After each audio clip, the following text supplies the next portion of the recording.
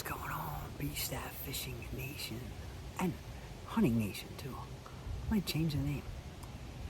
It is Thursday, October 10th.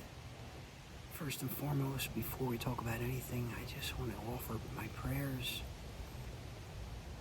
and my thoughts to those involved and affected and ravaged down in Florida by Hurricane Milton.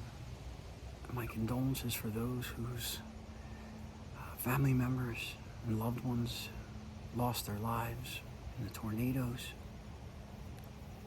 It's horrible. I just don't understand what's going on with our weather.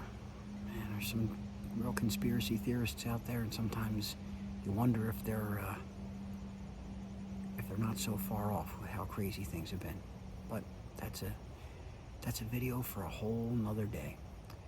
Anyhow, I'm out here in the killing field looking for number 7. Yeah, I've got 6 under my belt this year so far, and number 7 could come in tonight. I put down some apple flavored corn, some pumpkins. I think I put a plate of lasagna out there. You never know what's going to come in. All right, guys. I think we got wind coming out of the north. Blowing a little bit, but it's on and off. I actually had a ton of activity out here last night. Ton of activity.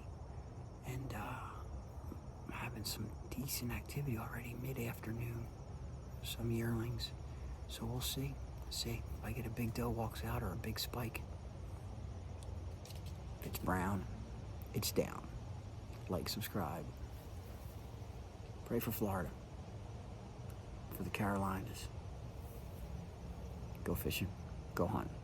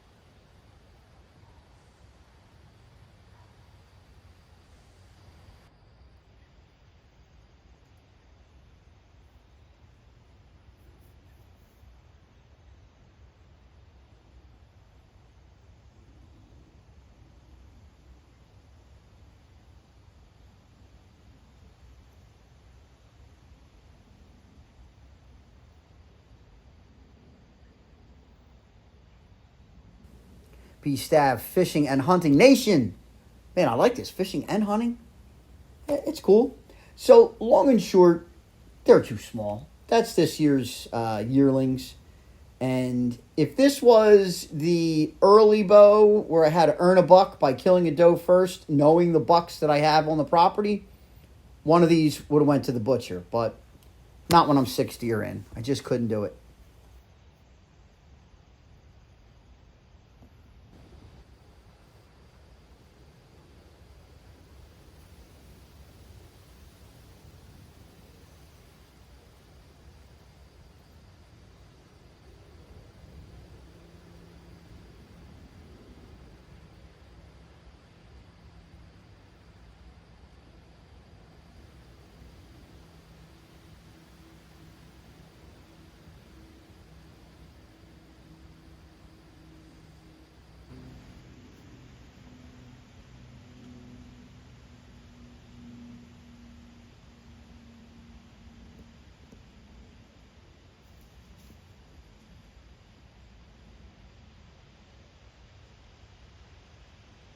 I really don't know what just happened here.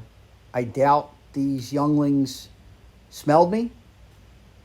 This one here didn't budge. I'm not sure what happened. But I think this one here, this third one, realized, like, maybe I ought to go join the party.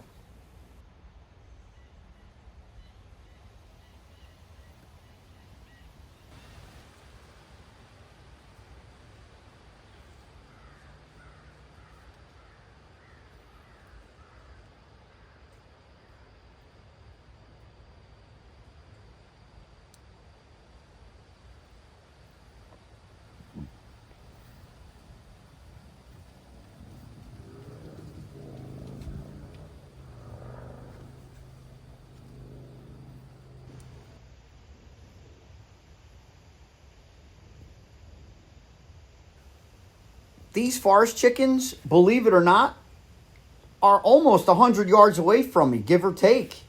And this is with my iPhone. So I got a little something over the weekend, and I should be able to zoom in on their beaks, on their wattle. Stay tuned.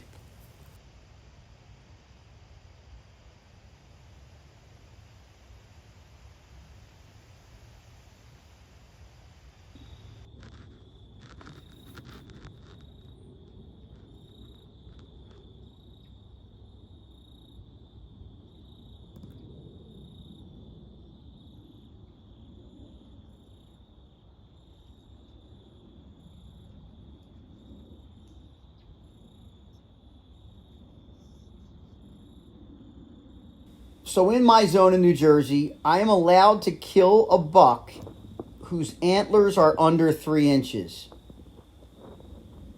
Unfortunately, this guy's were probably about 5 to 6 inches. He doesn't realize how lucky he was.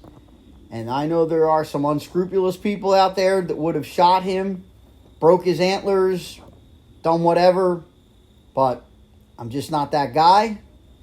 And how could I do something like that on video anyway, right? So, man, I had the scope on this guy. I can't tell you how many times. How many times he had the scope on him, but I just couldn't do it. It's not the right thing to do. Got to lead by example, right? Integrity. Doing the right thing, even when just the deer are watching.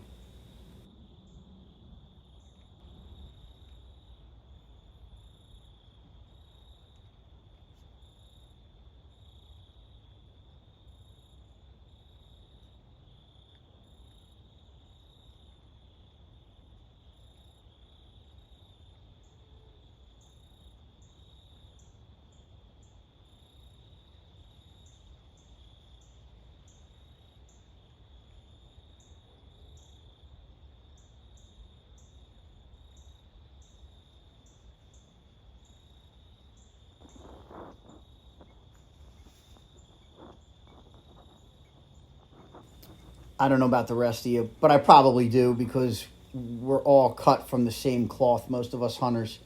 Sometimes it's just nice to be out there and honestly just watching these deer. Like, they are absolutely stunningly beautiful animals. But if you look at the three smaller ones, they all have short snouts. They are all most likely this year's offspring. And they're all doing great. They look good. Their coats are thick. Their bellies are fat.